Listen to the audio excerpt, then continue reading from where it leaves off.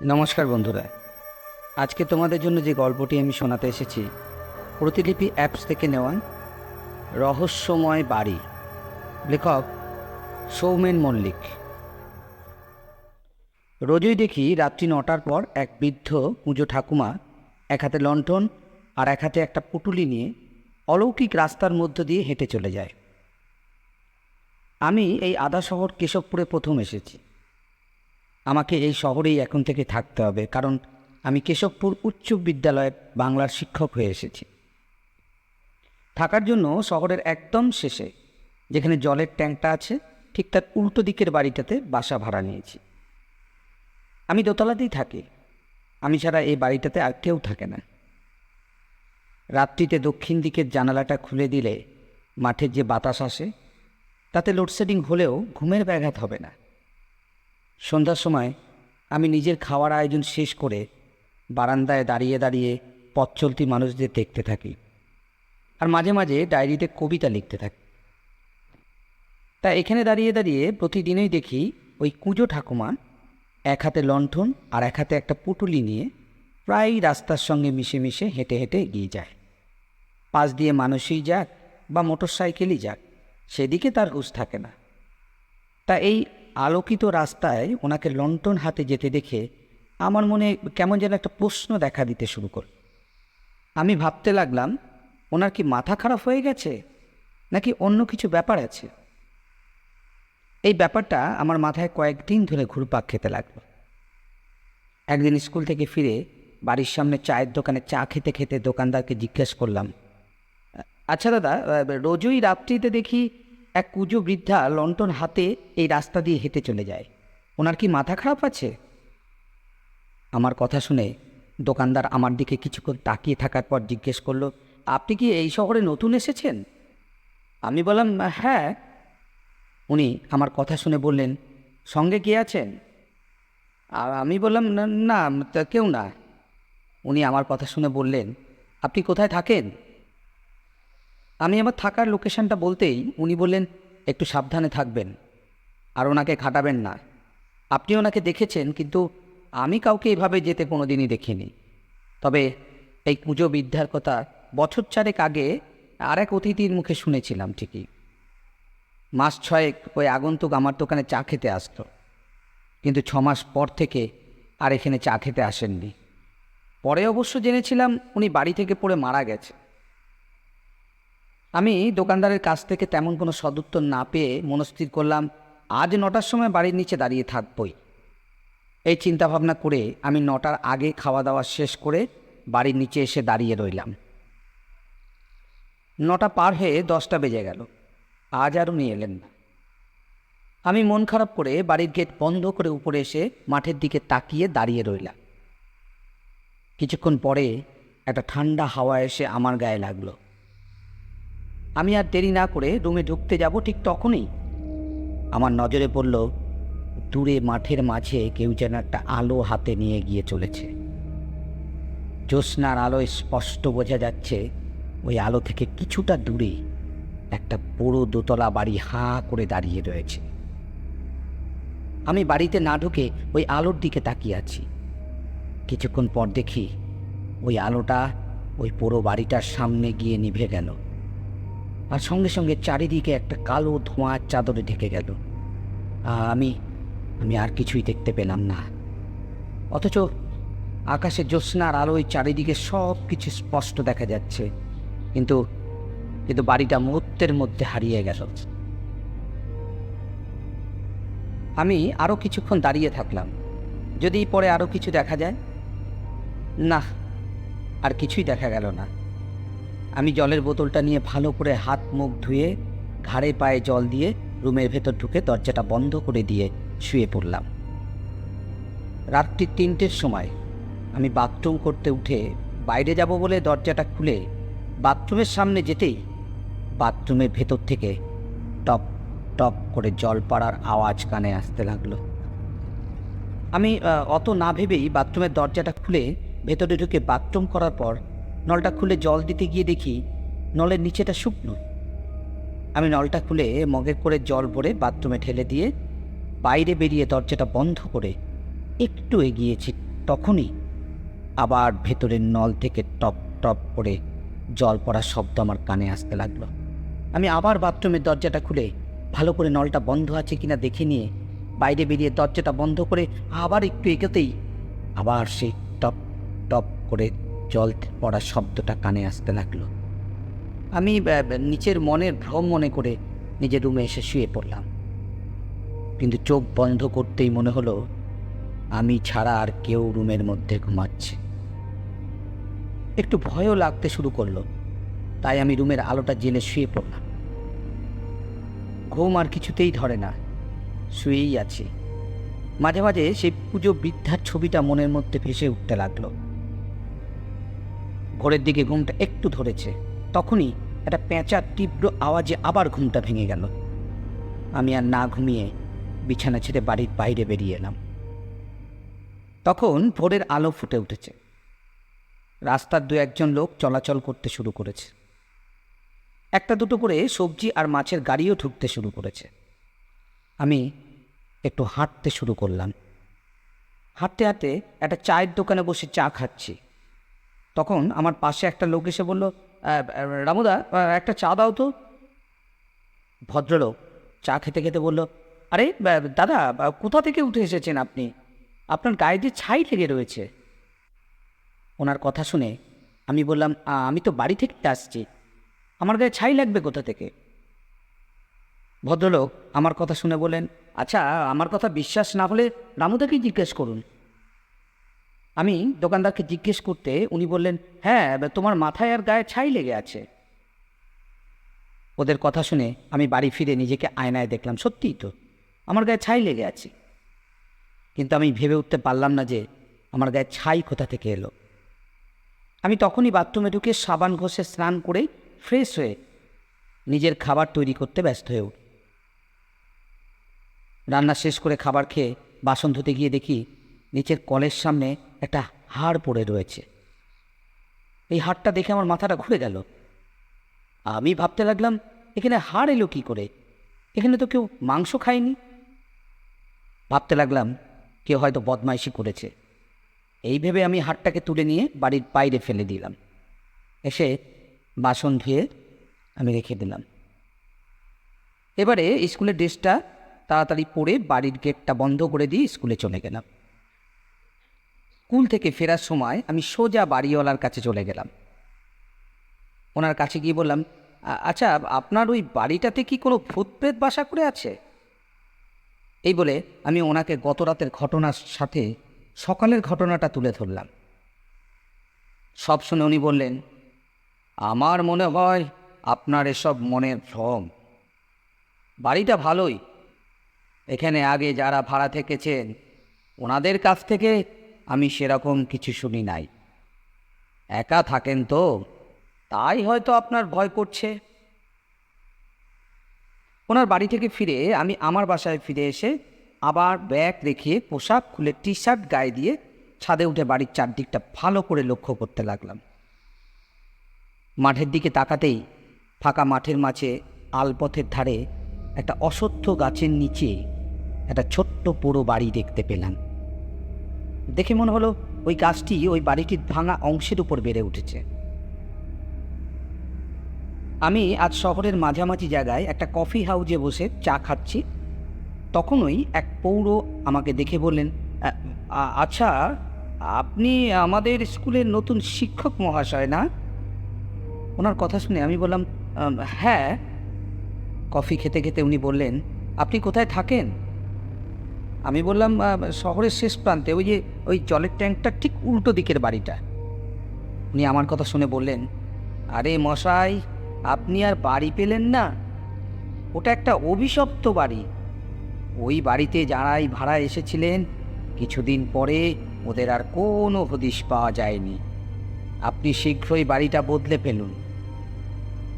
ওনার কথা শুনে আমি বললাম, চট করে আমি বাড়ি কোথায় পাবো? আপনি এক কাজ করুন, আপনি বরং আমার একটা নতুন বাসার বন্দোবস্ত করে দিন। কফি শেষ করে আমি ওনার কফির টাকাটা দিয়ে দিলাম। উনি একটু বাধা দিয়েছিলেন, কিন্তু আমি জোর করেই ওনার কফির টাকাটা দিয়ে দিলাম।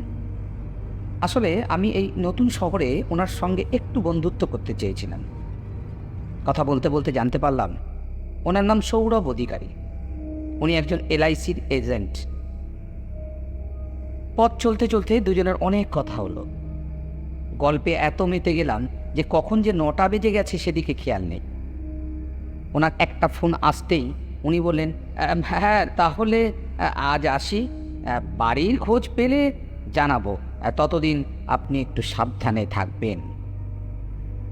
উনি চলে যাওয়ার পর আমি ভাবলাম রাত্রির আহারটা হোটেলেই সেরে নিই। এই ভেবে একটা হোটেলে ঢুকে রুটি তরকা খেয়ে হেঁটে হেঁটে বাসার দিকে ফিরছি। সমস্ত দোকানদার তাদের দোকানের ঝাঁপ বন্ধ করতে শুরু করেছে। আমি হাঁটতে হাঁটতে বাসার কাছাকাছি চলে এসেছি। ঔষধ দোকানের পরের বাঁকটা পেরিয়ে একটু এগিয়েছি, তখন দেখি রাস্তার উপর 2 মাতাল বচসা করছে। আমায় দেখে বলল, তুমি কে বাবা, এত রাতে এই দিকে? মাতালদের বরাবরই আমি একটু এড়িয়ে চলি, তাই আজও ওদের এড়িয়ে যাওয়ার চেষ্টা করলাম। কিন্তু ওরা দুজনে আমায় ঘিরে ধরে বলল, তুমি উত্তর না দিয়ে চলে যাচ্ছ? আমি বললাম, আমি আমার বাড়িতে যাচ্ছি, এই সামনের ট্যাঙ্কের সামনেই আমার বাড়ি। আমার কথা শেষ হতেই ওরা বলল, আরে আরে ওদিকে কেউ থাকেন নাকি? আমি বললাম, আমি থাকি। আমার কথাটা শুনে ওরা কেমন যেন আশ্চর্যজনকভাবে আমার দিকে তাকালো। তারপর দুজনে টলতে টলতে চলে গেল। ওরা চলে যেতেই আমি একটু এগিয়েছি, তখনই কোথা থেকে একটা কালো বিড়াল মেও আওয়াজ করে আমার সামনে দিয়ে ছুটে চলে গেল। আর ঠিক তখনই স্ট্রিট লাইটের আলোটা নিভে গেল। লোডশেডিং হতেই চারিদিকে অন্ধকারে ছেয়ে গেল। আমি পকেট থেকে মোবাইলটা বের করে মোবাইলের টর্চটা জেলে এগিয়ে চললাম। বাড়ির সামনে এসে গেটের তালা খুলে ভেতরে ঢুকে দেখি দরজাটা বন্ধ করতে যাব, তখনই দেখি ওই কুচো বুড়িটা আমার গেটের সামনে দাঁড়িয়ে আছে। কে ওখানে দাঁড়িয়ে আছো? এই বলে আমি সঙ্গে সঙ্গে গেটটা খুলে বাইরে বেরোতেই বুড়িটি হন হন করে এগিয়ে যেতে লাগলো। আমি ওনার পেছনে হাঁটতে লাগলাম, কিন্তু আমি 2 পা এগোই তো বুড়ি 6 পা এগোই। ওনাকে ধরার জন্য আমি দৌড় শুরু করলাম, কিন্তু কি একটু দৌড়াতেই বুড়িটা অদৃশ্য হয়ে যায়, আবার অনেকটা আগে দৃশ্যমান হয়। আমি যেন মোহের দ্বারা আকৃষ্ট হয়ে পড়েছি। আমি ওনার পেছনে দৌড়েই চলেছি। দৌড়াতে দৌড়াতে পিচ রাস্তা ছেড়ে মাঠের রাস্তার কাছে এসে হাজির হয়েছি।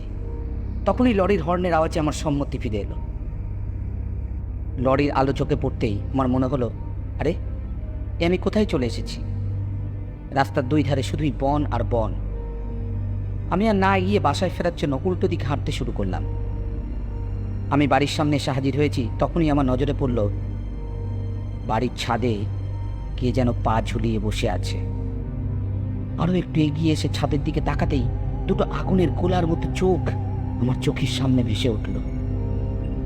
আগুনের গোলার মতো চোখ দুটো দেখেই আমার পিলে চমকে গেল।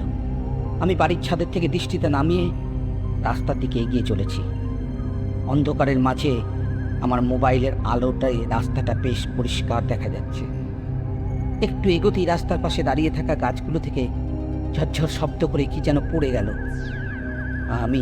আমি আরো ভয় পেয়ে দৌড়াতে শুরু করলাম, কিন্তু কি আমি যে একই স্থানে দৌড়ে চলেছি, একটুকুও এগোচ্ছি না। কেউ যেন আমায় ধরে রেখেছে। ভয়ে আমার শরীর দিয়ে ঘামের স্রোত বইতে শুরু করলো। আমার সারা শরীর যেন ভারী হয়ে যেতে শুরু করলো। আমার অবস্থা এমন হলো যেন আমার আর শক্তিটুকুও নেই। আমি টলতে শুরু করেছি, তখন একটা দমকা হাওয়া আমার উপর দিয়ে বয়ে চলে গেল। আর ওই হাওয়ায় টানা হয়ে মাঠের মাঝে বুড়ির পায়ের কাছে এসে আমি একটু হাঁটু গেড়ে মাটি থেকে উঠে বুড়ির দিকে চাইতেই দেখি ওনার চোখের ভেতর থেকে আগুন বেরিয়ে আসছে। বুড়ি আমার দিকে তাকিয়ে অট্ট হাসিতে হাসছে, হি হি হি হা হা হা করে উন্মাদের মতোই হেসে চলেছে। ওনার অট্ট হাসিতে আমার সব সাহস এক নিমেষে উধাও হয়ে গেল। ভয়ে কাঁপতে কাঁপতে আমি প্যান্টে প্রসাব করে ফেললাম। আমি হাত জোর করে কাকুতি মিনতি করতে লাগলাম, আমায় ছেড়ে দিন, আমায় ছেড়ে দিন, আমি আর আপনাকে ফলো করব না, আপনার কথা আমি আর কাউকে বলবো না, আমাকে ছেড়ে দিন। কুজো বুড়ি আমার কোনো কথাই কানে নিলেন না। লন্ঠন হাতে কুজো বুড়ি সোজা হয়ে নাচতে লাগলো। নাচতে নাচতে তার মাথার কাপড় উড়ে গেল। কি এটা যে বাড়িওয়ালার গিন্নি। নাচতে নাচতে চুল উঠছে, মুখাকৃতি ভয়ঙ্কর হয়ে উঠেছে। আমি শুয়ে বসে একটু একটু করে ওনার থেকে পিছিয়ে চলেছি। হাত 10 দূরে এসে দাঁড়িয়ে অমনি অমনি উনি হাত থেকে লম্বা করে খপাত করে আমার ঘাটটা ধরে কাছে টেনে নিল। আমি ভাবলাম এই বুঝি আমার ঘাটটা মটকে দিল। আমিও ভয় ইষ্ট দেবতার নাম স্মরণ করতে শুরু করলাম, কিন্তু কিন্তু কোনো লাভ হলো না। আমাকে টানতে টানতে সেই পুরো বাড়িটার কাছে নিয়ে গেল। বুড়িটা বাড়িটার কাছে যেতেই বাড়িটা পড়তে গিয়ে বিশাল এক রাজপ্রাসাদে পরিণত হয়ে গেল। আমি অবাক হয়ে তাকিয়ে আছি। বাড়িটা এতটাই সুন্দর যে এর থেকে চোখ ফেরানো যাচ্ছে না। আর সঙ্গে সঙ্গে চারিদিকে নিস্তব্ধতা ভঙ্গ করে শিয়াল, পেঁচা আর বুনো নেকড়ের ডাকে এক ভয়ঙ্কর সুন্দর পরিবেশ সৃষ্টি হয়ে গেল। শব্দ করে বাড়ির মেন ফটক খুলে গেল। ফটক খুলতেই ভেতর থেকে ধোঁয়ার কুণ্ডলী বেরিয়ে এসে পুরো বাড়িটাকে ঘিরে ফেলল। আর এই ধোঁয়ার কুণ্ডলীর মধ্যে দিয়ে বুড়ি আমার পা ধরে টানতে টানতে ঘরের মধ্যে ঢুকিয়ে নিল। অন্ধকারের মধ্যে আমি আর কিছুই দেখতে পেলাম না, শুধু বুঝতে পারলাম বুড়ি আমায় কোনো একটা ঢালু স্থানে ছুঁড়ে ফেলে দিল। ছুঁড়ে দেওয়ার পর আমি গড়িয়ে চলেছি। গড়াতে গড়াতে আমি একটা দেয়ালে ধাক্কা খেয়ে অজ্ঞান হয়ে গেলাম। আমার জ্ঞান যখন ফিরল তখন আমি চোখ মেলে তাকাতেই বুঝতে পারলাম আমার চারিদিকে শুধুই অন্ধকার। অন্ধকারে কোনো কিছুই ভালো করে দেখা যাচ্ছে না। এরই মাঝে আমার নাকে পচা পোড়া মাংসের গন্ধ লাগতে লাগলো। পচা পোড়া গন্ধে আমার গা গুলোতে আরম্ভ করলো, ওই আমার গলা শুকিয়ে দিতে আরম্ভ করলো। আমি কোন স্থানে বন্দী হয়ে আছি কিছুই বুঝতে পারলাম না। কিছুক্ষণ বসে থাকার পর আমি দেওয়ালের হাঁটতে হাঁটতে এদিক ওদিক ঘুরতে লাগলাম। অনেকবার এদিক ওদিক ঘুরতে ঘুরতে একটা সময় এমন একটা স্থানে এসে দাঁড়ালাম যেখান দিয়ে পচা দুর্গন্ধ রুমের ভেতরে প্রবেশ করছিল। আমি দেওয়ালে নাক দিয়ে শুকতে শুকতে গন্ধের উচ্চ স্থানে দাঁড়িয়ে পড়লাম। ওখানে দাঁড়িয়ে হাঁটতে হাঁটতে বুঝতে পারলাম আমি একটা দরজার পাশেই দাঁড়িয়ে আছি। আমি দরজার পাশে হাতটাতে হাতটাতে কিছুই খুঁজে পেলাম না। আমার উদ্বেগ বেড়েই চলেছে। মনে মনে ভাবছি সকাল হয়ে হয়তো স্কুলের সময় হয়ে এসেছে। ছাত্ররা ক্লাসে আমার জন্য অপেক্ষা করছে। আমি যেন আর ভাবতেও পারছি না। ক্ষুধায় পেট জ্বলতে শুরু করেছে, পিপাসায় আমার গলা শুকিয়ে কাঠ হয়ে যাচ্ছে। আমি নিরুপায় হয়ে চিৎকার করে উঠলাম। আমার আওয়াজটাই আমার কানে ঘুরে এসে লাগলো। অন্ধকারের মধ্যে এদিক ওদিক চলতে গিয়ে কিছুর মধ্যে যেন ঠক্কর খেয়ে মেঝেতে পড়ে গেলাম।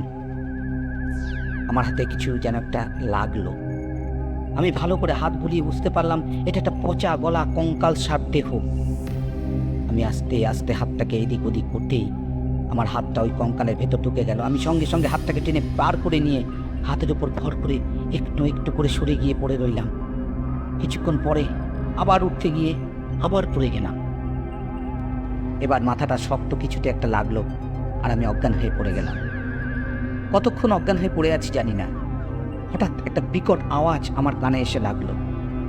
আওয়াজটা কানে আসতেই আমি চোখ মেলে দেখি অন্ধকারের মধ্যে একটা আলোর আভা, ঠিক কুয়াশাও না আবার ধোঁয়াশা বলাও ঠিক হবে না। আমি আবছা আলোয় দেখতে পেলাম কিছুটা দূরে কয়েকটা ছায়ামূর্তি দাঁড়িয়ে রয়েছে। একজনের হাতে একটা লম্বা ডান্ডার মতো কিছু হবে। আমি আস্তে আস্তে উঠে দাঁড়ানোর চেষ্টা করতে লাগলাম, কিন্তু আমি যেন দাঁড়াতেই পারছি না। তবুও একবার উঠে দাঁড়ানোর চেষ্টা করে সোজা হয়ে দাঁড়িয়ে পাটাকে টেনে টেনে একটু এগিয়েছি। তখনই কেউ যেন নাকি গলায় আমায় বলছে, কেমন লাগছে আর আমার পিছু নিবি? আমি দাঁড়িয়ে দাঁড়িয়ে ভাবছি আমি তো মরেই গেছি। আমি শেষ পর্যন্ত ভূতের খপ্পরে পড়ে গেছি। মৃত্যু ছাড়া আর আমার নিস্তার নেই। আমার কোনো উত্তর না পেয়ে আবার বলল, কি রে, শুনতে পাসনি নাকি? আমি ভাঙা গলায় বললাম, আমি ভেবেছিলাম তুমি কোনো অসহায় বুড়ি, তোমার হয়তো মাথা খারাপ হয়েছে, তাই তুমি রোজ আলোর মধ্যে লণ্ঠন হাতে ঘুরে চলো, তাই আমি তোমাকে সাহায্য করব বলে তোমার পিছু নিয়েছিলাম। আমার কথা শুনে বুড়ি ভয়ঙ্কর গলায় হো হো করে হেসে উঠল। হাসির আওয়াজ যেন চারিদিক কেঁপে উঠল। বাদুরগুলো ইতস্ততভাবে উঠতে শুরু করলো। বুড়ি হাসতে হাসতে আমায় বলল, তুমি সাহায্য করবে আমায়? আমি বললাম, হ্যাঁ, তাই তো পিছু নিয়েছিলাম। বুড়ি এবার বলতে লাগলো, কেউ কোনো দিন আমার সাহায্য করেনি, না আমার পুত্রকন্যা, না আমার স্বামী, না আমার শ্বশুর শাশুড়ি, না কোনো বন্ধু, না কোনো প্রতিবেশী। আমি দেখেছি এই দুনিয়ার সবাই স্বার্থপর, টাকা সম্পদের জন্য করে কত অভিনয়। প্রথমে আমার শ্বশুর শাশুড়ি আমার সব গয়না নিয়ে নিল, পরে আমার স্বামী টাকার লোভে আমায় বিলিয়ে দিল, আর আমার ছেলে মেয়ে ভুল বুঝিয়ে সব নিয়ে নিল, সব সব নিয়ে নিল। তারপরে আমায় তাড়িয়ে দিল। কত কষ্টে বাড়িটা বানিয়েছিল, আমায় আর ভোগ করতে দিলে না, তাড়িয়ে দিলে। সেদিন কেউ কিছু বললে না রে। আমি সেদিন আমার লণ্ঠন আর পুটুলিটা নিয়ে আমার নিজের বাড়ি ছাড়া হয়ে গেলাম। রাস্তায় ঘুরতে ঘুরতে ওই মাঠে এসে ওই পুরো বাড়িটাতে আস্তানা নিলাম। সেই থেকেই তো আমি এখানেই আছি, আর রোজ একবার করে রাতে আমার বাড়িটায় ঘুরে আসি। বুড়ির কথা শেষ হতেই আমি বললাম, মায়া ছাড়তে পারোনি বুঝি? বুড়ি বলল, মায়া ছাড়বো কি রে, ওই বাড়িটা আমায় বেঁধে রেখেছে। আমি বললাম, আমি কিছু বুঝলাম না। বুড়ি হাসতে হাসতে বললেন, বুঝলে না তো? তা বুঝবে কি করে? আমি যখন বাড়ি থেকে বিতাড়িত হলাম তখন আমি পৌর। আমার রূপ যৌবনে সবে ভাটা পড়তে শুরু করেছে। আমি বাড়ি থেকে বেরিয়ে আমার হাতের, কানের, গলার সোনার চেন আর দুটো পরনের কাপড় পুটলির মধ্যে করে রাখি। খাবার জন্য বাজারে এর ওর দোকানে ঝাড়ু দিই, দোকানের জল এনে দিই, চায়ের দোকানের কাপ প্লেট ধুই, আর ওরা খুশি হয়ে যা দেয় তাই নিয়ে নিজের উদর পূরণ করি। একদিন শীতের রাতে আমি আমার বাজারের দোকানের কাজ শেষ করে ওই পুরো বাড়িটাতে আশ্রয় নিয়েছিলাম। তখন ওই জলের ট্যাঙ্কের উল্টো দিকের বাড়িটা তৈরি হচ্ছিল। দোতলায় স্ট্রাকচার তৈরি হয়েছে, চারিদিকে ফাঁকা, কেউ কোথাও নেই। ওই বাড়িতে কয়েকজন মাতাল মদ খাচ্ছিল আর জুয়া খেলছিল। আমায় একা দেখতে পেয়ে ওরা আমাকে রাস্তা থেকে জোর করে তুলে নিয়ে যায়, আমার উপর অত্যাচার করে আমায় মেরে ফেলে। তারপর ওরা রাতারাতি আমাকে ওই বাড়ির নিচের তলায় একটা রুমের ভেতরে গর্ত করে রেখে দিয়ে মাটি চাপা দিয়ে উপরে ইট সিমেন্ট দিয়ে বন্ধ করে দেয়। আমি তো মরে গেলাম, কিন্তু আমার আত্মা ওই বাড়ির মধ্যে রয়ে গেল। আমার আত্মার মুক্তি পেল না। আমি ওই বাড়িতেই থাকতে থাকতে বাড়িটাকে আপন করে নিলাম। আমার নিজের বাড়িটার প্রতি আমার একটা মায়া ছিল, তাই বাড়িটাকে রোজ একবার করে দেখতে যাই। বাজারের সবাই আমাকে ভালোবাসতো, তাই বাজারের কাউকে বিরক্ত করি না, কারো কোনো ক্ষতি করি না। আমি বাজার ঘুরে শেষে এই মাঠের বাড়িটাতে ফিরে আসি আর একটু বিশ্রাম নেওয়ার জন্য ভেতরে ঢুকে যাই। তারপর দিনের আলো ফুটলে আবার ওই বাড়ির নিচে কবরে চলে যাই। আমি ওনার কথা শুনে বললাম, কিন্তু আমি যে মাঠের মধ্যে রাজপ্রাসাদ দেখলাম, তা রাজপ্রাসাদ কোথা থেকে এলো? বুড়ি বললেন, ও তো আমারই মায়ার তৈরি বাড়ি। বহু বছর ধরে পুরো বাড়িতে থাকতে কারো ভালো লাগে, তাই ওটাকে মায়া রাজপ্রাসাদ বানিয়ে ফেলি। আমি ওনার কথা শোনার পর ওনাকে বললাম, আচ্ছা, আপনার সঙ্গে আরও কয়েকজনকে দেখতে পাচ্ছি, তা ওনারা কারা? বুড়ি আমার কথা শুনে বললেন, ওনারা আমার সঙ্গী, আমার মতোই অত্যাচারের শিকার হয়ে মারা গেছে। আমি বললাম, তাহলে ওনারা আপনার মতোই প্রেতাত্মা? প্রেতাত্মার কথা শুনে একজন ভূতনি তাপ খিচিয়ে আমায় বললে, আমাদের প্রেতাত্মা বলবি না, আমরা হলাম পেতনি। ও একটু বিরক্ত হয়ে কুঁজো বুড়িকে বললেন, আপনি এখনো কেন ওর ভবলীলা সাঙ্গ করছেন না সেটাই বুঝতে পারছি না, ওকে এখনই মেরে ফেলুন। ওর কথা শেষ না হতেই সবাই মিলে নাকি সুরে বলতে আরম্ভ করলো, ওকে মেরে ফেলুন, ওকে মেরে ফেলুন। কতদিন রক্ত খায়নি, কতদিন মাংস খায়নি, নাদুস নুদুস চেহারা, আহা হা হা হা, কি সুন্দর মুখখানা, ওকে মেরে ফেলুন, আমাদের দল ভারী করুন। বুড়ি ওদেরকে ধাতানি দিয়ে বলল, চুপ কর, চুপ কর তোরা, ওকে দেখে ভালো মানুষ মনে হচ্ছে। এই বলে বুড়ি নাচতে আরম্ভ করলো। বনবন করে ওদের ঘোড়া দেখে আমার মাথা ঘুরতে লাগলো। চোখের সামনে আমি শুধু সাদা পর্দার নড়াচড়া দেখতে লাগলাম। তারপর হঠাৎ করেই সব যেন ঝাপসা হয়ে গেল, আমি জ্ঞান হারিয়ে ফেললাম। কতক্ষণ পড়ে আছি আমার ঠিক মনে নেই। যখন আবার জ্ঞানটা ফিরে এলো তখন দেখি একটা চিতা তাউ তাউ করে জ্বলছে, আশেপাশে কিন্তু কেউ কোথাও নেই। চারিদিকে খুটখুটে অন্ধকার, তার মাঝে চিতার আগুনে কিছুটা স্থান আলো হয়ে আছে। ওই আলোর মধ্যেই দেখতে পেলাম একটা ভাঙা হাঁড়ি পড়ে আছে, আর ওই হাঁড়ির ভেতরে কিছুটা জল রয়েছে। আমি একটু এগিয়ে গিয়ে হাঁড়িটা হাতে নিয়ে মুখের কাছে তুলেছি, তখনই তারা যেন খিলখিল করে হাসতে আরম্ভ করলো। আমি ওই হাসিতে গুরুত্ব না দিয়ে এক ঘট জল খেয়েছি। অমনি কোথা থেকে একটা হাড় এসে আমার হাতের ভাঙা হাঁড়িটায় লাগলো, আর সঙ্গে সঙ্গে আমার হাতের হাঁড়িটা টুকরো টুকরো হয়ে ভেঙে মাটিতে পড়ে গেল। আমার আর জল খাওয়া হলো না, তবে গলাটা ভিজল এই যা। আমি চিতার দিকে তাকিয়ে আছি আর দেখছি চিতাটা আগুনটা নিভু নিভু হয়ে আসছে, কিন্তু পরক্ষণেই আবার দাউ দাউ করে জ্বলছে। আমি দাঁড়িয়ে দাঁড়িয়ে চারিদিকটা দেখছি আর ভাবছি, এ আমি কেমন জায়গায় এসে পড়লাম রে বাবা। চারিদিকে শুধুই ফাঁকা জায়গা, একটা গাছপালাও নেই। আমি মনে মনে ভাবলাম একবার ছুট লাগাই, দেখি কত দূর যাওয়া যায়।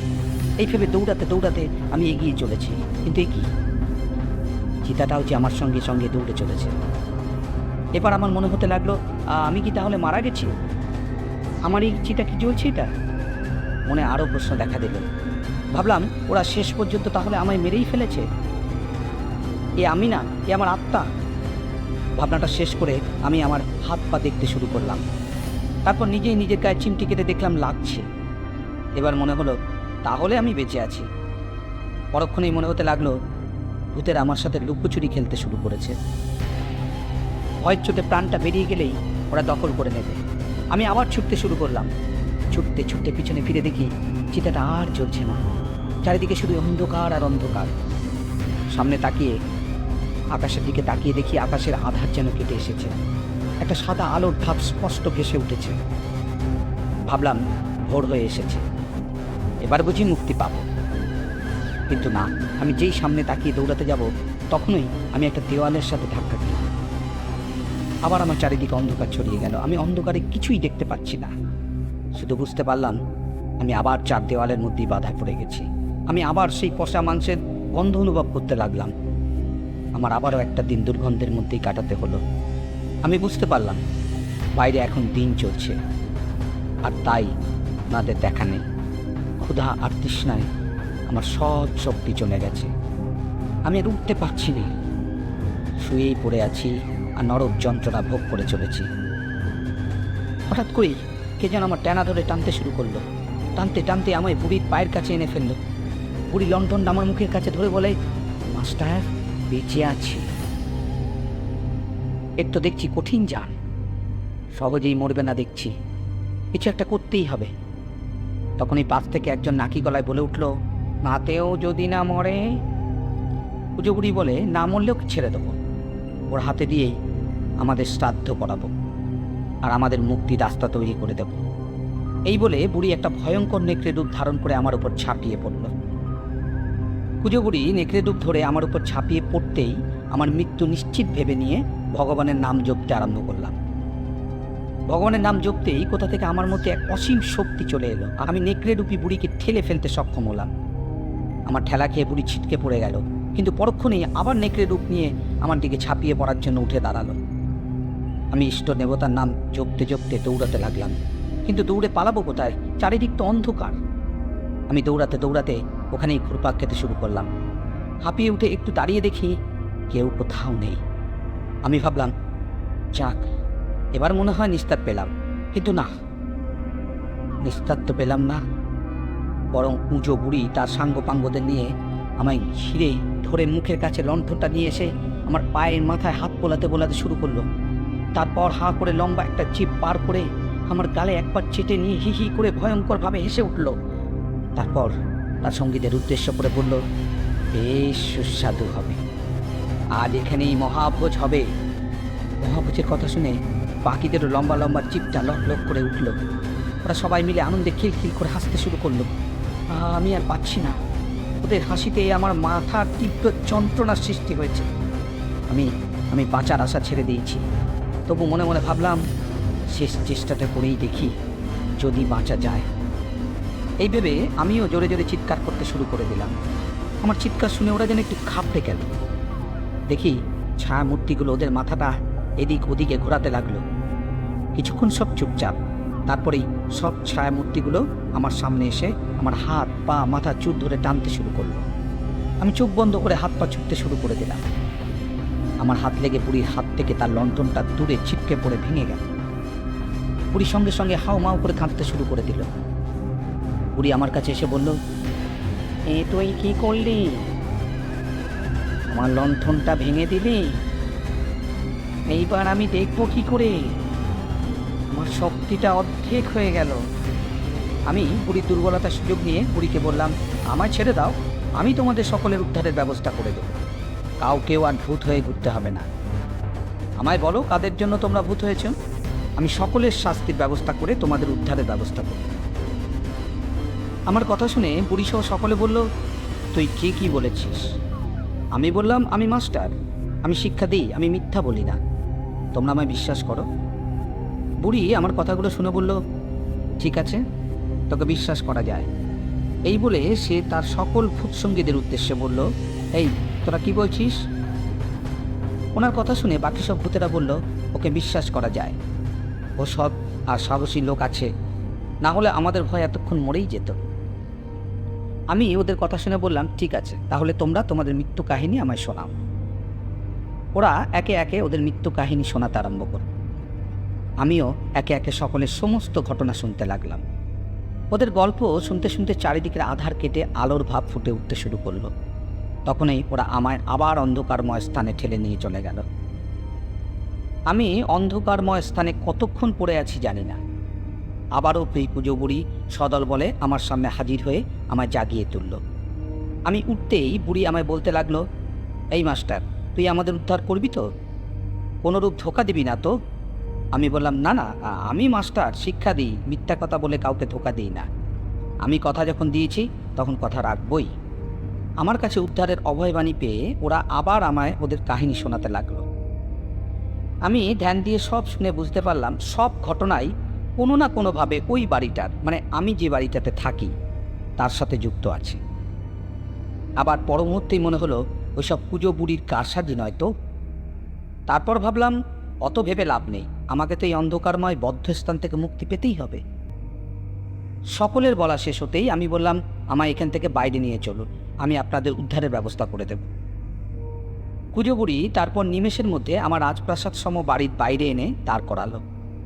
ধুমায়িত অন্ধকারের মধ্যেও বাড়িটির সৌন্দর্য দেখে আমি তন্ময় হয়ে দাঁড়িয়ে রইলাম।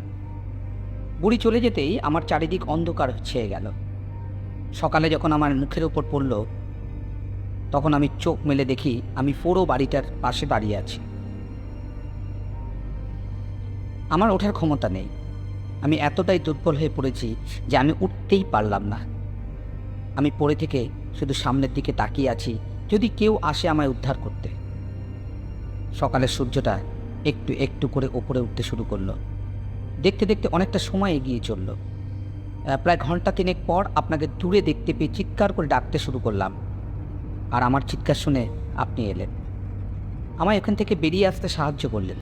এই বলে ফণীভূষণ চক্রবর্তী মহাশয় বললেন, আপনি নিশ্চয়ই বুঝতে পেরেছেন কিভাবে আমি ওখানে উপস্থিত হলাম।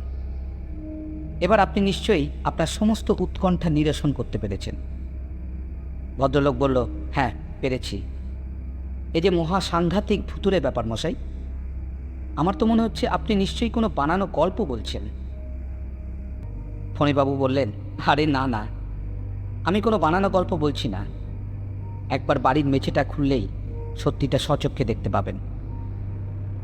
ফণীবাবু ঠিকমতো হাঁটতে পারছেন না দেখে ওই ভদ্রলোক অজয়বাবু বললেন, আরে আপনার তো চিকিৎসার প্রয়োজন, চলুন আগে আপনাকে ডাক্তারের কাছে নিয়ে যাই।